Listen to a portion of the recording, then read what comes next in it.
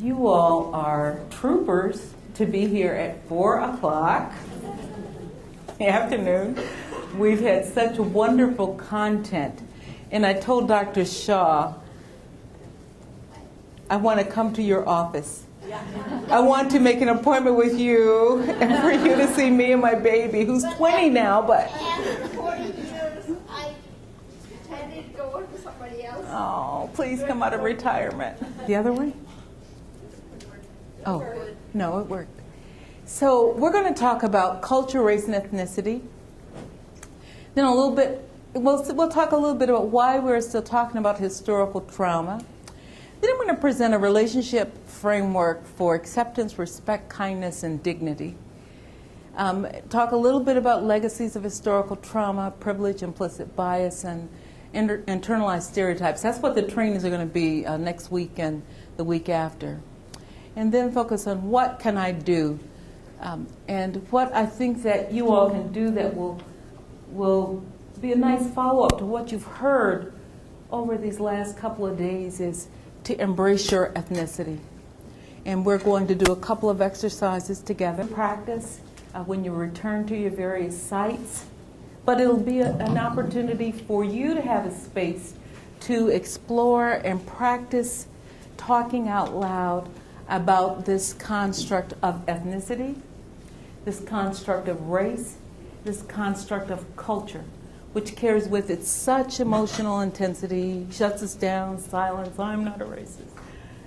We don't want to talk about these things in mixed company because, you know what, politics, religion, and race, we don't want to talk about. It's difficult to talk about.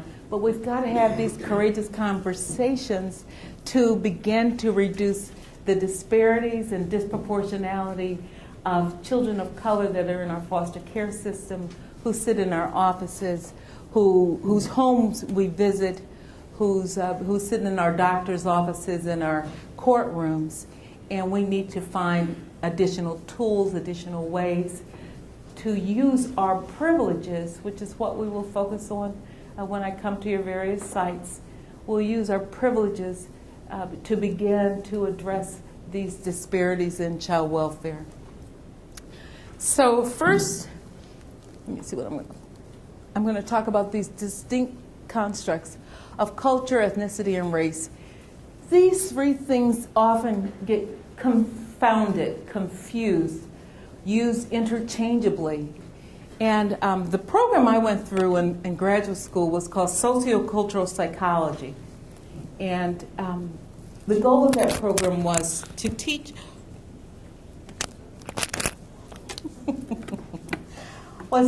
us how to do cross-cultural research, teach us the methodology to go into different cultures and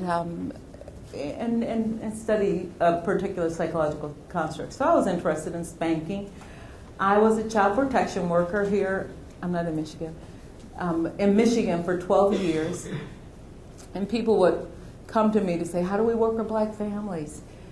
I didn't know how to work with black families. I only knew my own experience growing up in a black family, growing up in the African American community. But I was nervous because I didn't know if that was true for all black families. I didn't know if what I was proposing in trainings in the mid-70s and early 80s was valid. So now I do know because I've been to graduate school and been doing this research. But that was why I went back to graduate school. But how many of you remember Ray Helfer's War of Abnormal Rearing? Want to raise your hand high? Look at this, 2 people. You're as old as I am now. But that was the only theory out when I did child protection.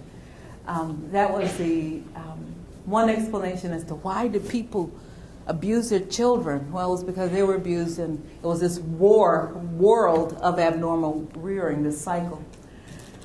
But I couldn't figure out why people would spank a child, why people would, molest a little baby. I couldn't figure that out, and that was one of the reasons that drove me to graduate school. And I, of course, couldn't figure it out for why African Americans spank so much. That's what I thought at the time. Now I know differently.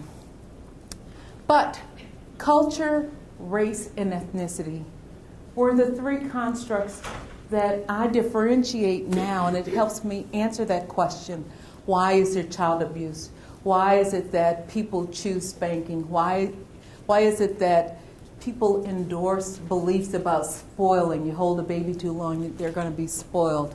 I can't breastfeed this baby because that'll spoil the baby. So culture is a family legacy that includes the history of a group with other groups.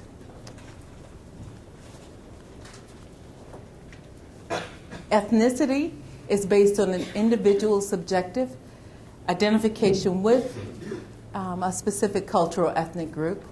And race is a socio-political term that's internally exposed. This concept of intersectionality, these are interrelated oppressions, and this concept is something that we're going to focus on when we do our training at your individual sites. So again, culture gives family is a family legacy. Social norms are shared. It provides rules for living. It gives meaning to my existence. It helps me make sense of day-to-day living. And it's primarily transmitted through language. It provides sanctions to its group members about things that you should do and not do. How many of you stop for red lights? Sometimes. But what's the sanction when you don't stop for a red light in American culture?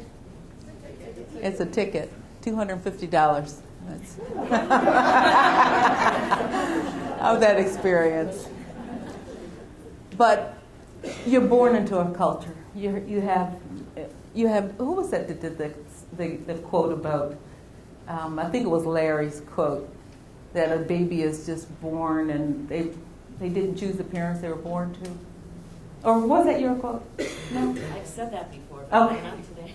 Okay. It's a long day. So ethnicity, on the other hand, is an individual choice. It's a developmental characteristics. It's a social identity based on the culture of one's ancestors, nation or tribal groups. It's based on an individual's subjective identification with a specific ethnic or cultural group. And it's maintained because it feels good.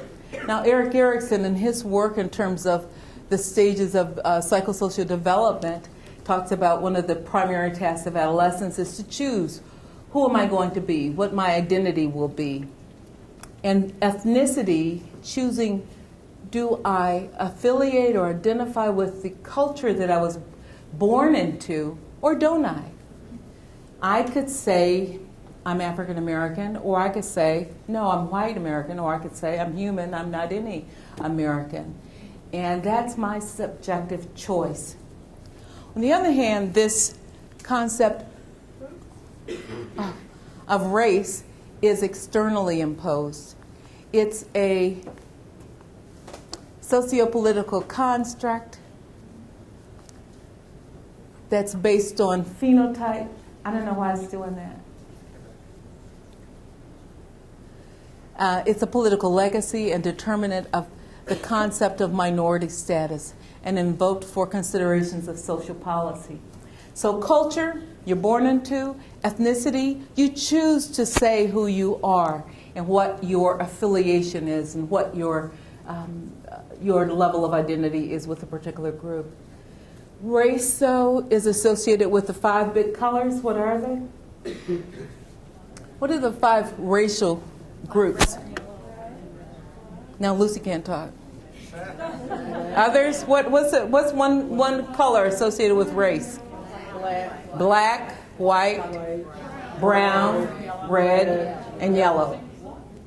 Everybody hears that? Everybody know what those colors, which groups those colors are associated with? Who's red? Who's yellow? Who's brown? Latinos. And who's black? And who's white? Okay.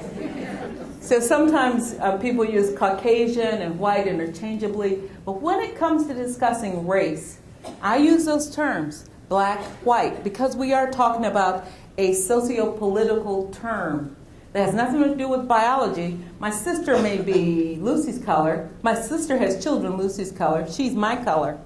It's a luck of the draw in an African-American family what color the baby's going to be. In this culture, in this country, in many countries, there's strong emotions associated with these three identity groups. And these emotions carry with it. This is so hard for me to do, I can't tell you. I should just look over here. But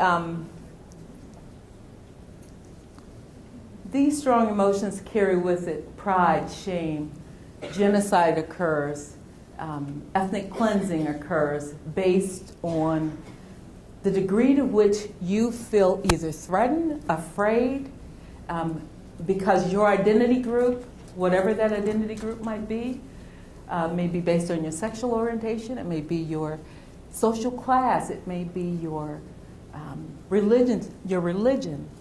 There are different identity groups, your gender, different identity groups that carry with it strong emotions and that may be the target of another dominant identity group.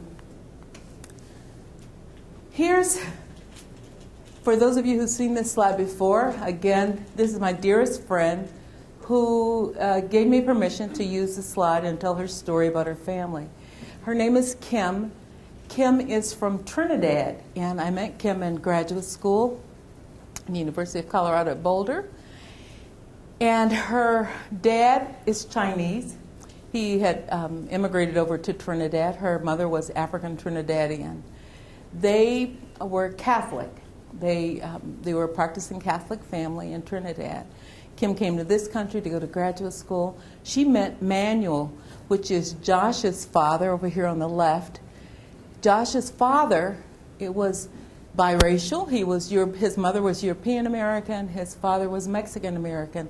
They're in California. So Josh now is a combination of these four cultural groups. They all spoke English. Manuel spoke some Spanish. They divorced. Manuel and Kim divorced. Kim married Ola. Ola immigrated here from Nigeria. He speaks Igbo. His religion is Muslim. His daughter is Kimmy. Look how much information we know about that family. We can ask questions like, breastfeeding, and do you believe in work? What age should a child be when they leave the house? You can ask many questions. You can explore many avenues around areas that matter to a family, matter to us as practitioners when we think about a family's culture and their ethnicity, how they identify with their particular cultural group. These concepts of assimilation and acculturation are other areas that we can understand. What has been your immigration experience? How long have you been in this country? How has this country treated you since you've been here? So look how much we know based on their culture and ethnicity. Look how much we've lost when all we look at is their race. Now, I think that this whole family is considered black in this country. Understanding disparities, discrimination, racism, structural racism is all relevant to ask and understand when we think of them and when we ask about their racial heritage, their racial identity, the degree to which they've identified with being black in the United States of America. But my point to you all as practitioners is that if you're wanting to understand what's cultural, what values that family may have, what it may be their language experiences, how they're socializing their children on obedience, or what values they hold around their parent role, that's cultural questions. Those are questions that you can explore, that a family, you're born into a culture, so you may not be very conscious and aware of what your culture is. Some people are very aware of what their culture is, and they're able to articulate it and tell you about it. But most of us aren't. I had to study in order to understand what African American culture. As you continue your work with families from diverse backgrounds, if you're clear about who you are and how you embrace your ethnicity, it communicates a message to them that being different based on our different experiences, our different languages, our different nationalities, that's okay also.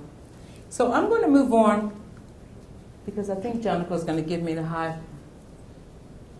Here's this discussion, this description of historical trauma. Now, trauma is a universal phenomena. You've heard several different presentations about the impact of trauma, various forms of trauma. I lived in New Orleans when Hurricane Katrina came, and I experienced that trauma.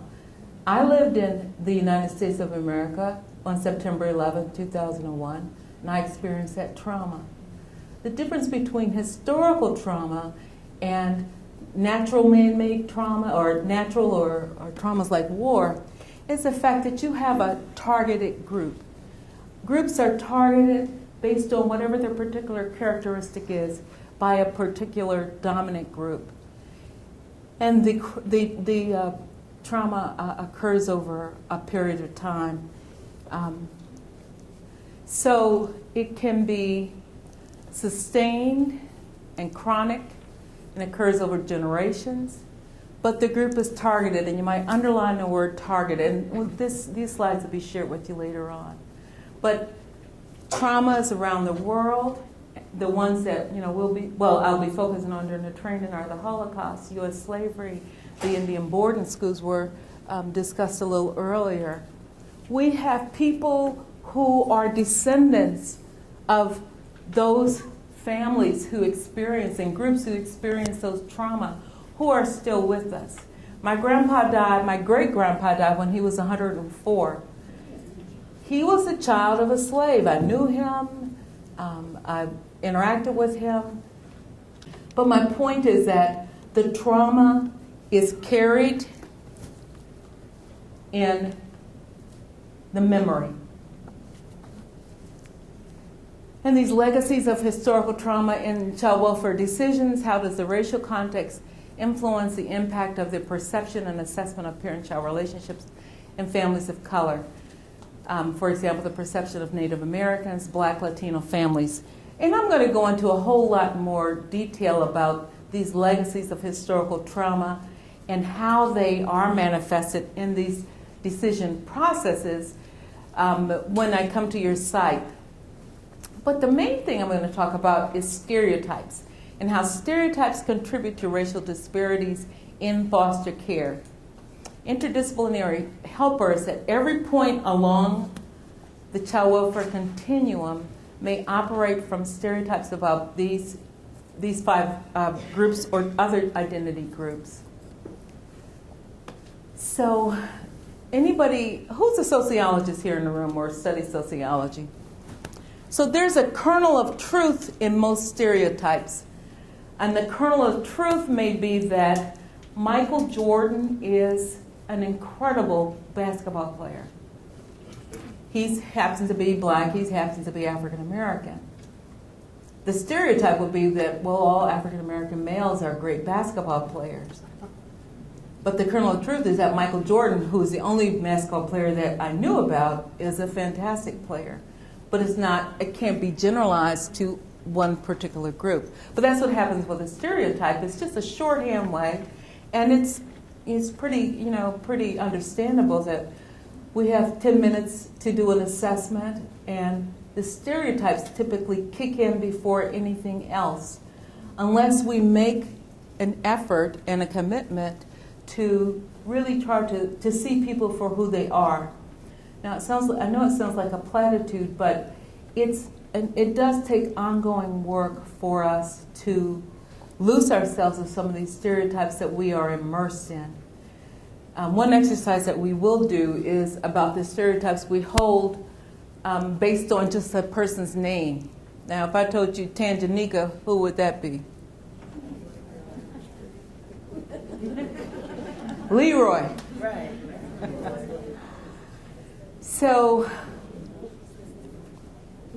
helpers are generally expected and expect themselves to view each client objectively and impartially, collect accurate and detailed information on the patient's unique clinical and social history, and then combine with these findings from the physical exam and test results in order to make a recommendation. So this slide is just saying that we have expectations of ourselves as professionals, that we're going to be objective. My message is that we are all immersed in these stereotypes. We are all immersed in this social context, and that biases us in different ways. And when I come to your site, we're going to do a little exercise on implicit bias. So, outcomes and issues from these stereotypes, decisions, worker, I can't even read this writing. Decision making by judges, by lawyers, by social workers, by psychologists may be influenced by stereotypes that we don't recognize are operating. Worker system bias, placement as a primary response. And again, some of the slides will, when we look at disparities and disproportionality of the children of color who are in foster care, we'll look at some of those really startling disparities at every point along the child welfare continuum. Policy constraints, lack of real legal representation, and I practiced child protection in the late 70s and the early 80s. This is when the law was very new, and this is when we, social workers, would educate the lawyers about, and physicians, every time I think about that, we would educate them about what constituted child abuse, and if this was a case that should be prosecuted or sent to the judge, or if this child should be placed into care. We had a lot of authority. I had a BA in psychology. I had no training in child abuse and neglect. And I'm making life and death decisions, literally life and death decisions about children and care. Now, we've come a long way in child welfare in terms of preparation and training and recognition of the need for more training and preparation for social workers and children. But even the court team effort, recognizing the needs of very young children, is more movement along the line of recognizing what families need, what children need in order to continue. So this last slide is about emotional memory. When it comes to historical trauma, it's the intergenerational mechanism of the historical trauma, the boarding school experiences that happened in the late 50s and the 40s, and children, I think Joy mentioned that there was one participant who had, and maybe somebody here, has been raised by someone who went through the boarding school experience. But those type of highly charged emotional memories are still with us, still dictate the different things that we do with children, with each other, with other workers, and contribute to our relationships, the quality of our relationships with our clients. So I want to remind us of this theory that underpins and is the foundation for at least all the research and the work that I do, and I know all the work that we do in Safe Babies court teams. And this is John Bowlby and Mary Ainsworth's theory. Everybody here knows attachment theory, right? Right. So just a reminder, again, that based on consistent interactions, a partnership forms between that baby and their mom or their primary caregiver. This concept, I think, is really helpful for us to think about the quality of our relationships with diverse other groups. So this concept of internal working model, the mental model that Joy mentioned in her presentation, the mental model that forms in an infant's mind based on, did mama feed me? Did mama hug me? And I'm saying mom, I work with mostly mothers. Did my needs get met? And was there warmth? Did they get responded to promptly? Forms an internal working model of the quality of the relationship. And John Bowlby says over those first 18 months of life. And then Mary Ainsworth came along and gave us a way to assess what the quality, how secure or insecure that relationship, that child felt in relationship with that primary caregiver. So an internal working model of secure attachment is one where my expectations of others are one where I feel accepted, my needs are met, I'm loved, I'm connected. Insecure attachment, on the other hand, I'm not sure, I might be ambivalent about, will mom give me a bottle or not? I'm not sure if that's going to happen. Will she comfort me? I don't know. She may be into her substance abuse. There may be avoidance. And those are the three, you all know that, the different types of insecure attachment relationships. Well, I wanted to use this internal working model concept to talk about our court team interpersonal relationships. And I think that we can make a goal of a positive perception of the quality of working relationships between our families and our court team members. And we can look for evidence of connection, evidence of change, and evidence of success. So here's the same slide now that I put about what happens, how a partnership is formed between a parent and a child, that attachment relationship. And similarly, we can look at how the developing partnership between a family and a worker or a court team worker, the individual sends out cues, the receiver responds, focus on, I can't read my writing. The receiver responds, focused on infant and child-centered strength. So that's what it was, infant and child-centered strength. Our response as a court team is to focus on the child and those strengths, using a strengths perspective. And the response is appropriate with warmth and honesty. The receiver feels respected, dignity intact, forms a healthy working relationship, and that partnership then can form over time. So when that internal working model with a court team member and a family, the individual's expectations are there about the receiver are there, the internal working model of self is formed, and the perception of the other is a major dynamic of the relationship. So if my emotional history of my identity group trauma, say, has been one that I expect that when I am in a black and white situation that I'm going to be treated the way my group has been treated, and that's my immediate response that I have that, and that's called stereotype threat. Then I may back away. I may say maybe my expectation is one where I can't trust that this person will see me. That was one of the most painful experiences I had as a 16-year-old.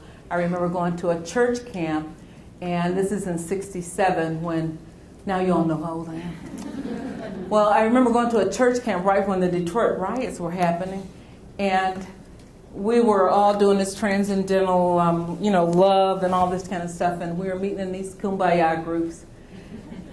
And they asked me to come to they got me out of my encounter group. We were doing encounter groups. Got me out of my encounter group, and when we were all, hugged up and everything. And they brought me over to another cabin. This was a camp that was in Michigan. And they brought me over. Now I'm 16 years old. And I'm wondering, what's going on? And they wanted to know from me, why were black people rioting in Detroit? I'm 16. I don't know. But it was, and I got very emotional because I was so disappointed. I love being in those encounter groups and There was this cute boy that was in there. He played guitar, folk songs, and everything.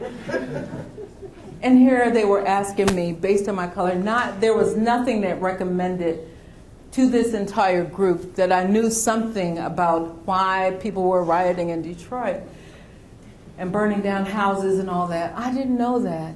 But they only saw my color. And that's what I realized. And it was like a reality. It was like, they only see my color. They don't know who I am. They don't know that I don't know the answer to that question. And that's okay that I don't know the answer. I didn't feel bad that I didn't know the answer. I just felt bad that they didn't know me.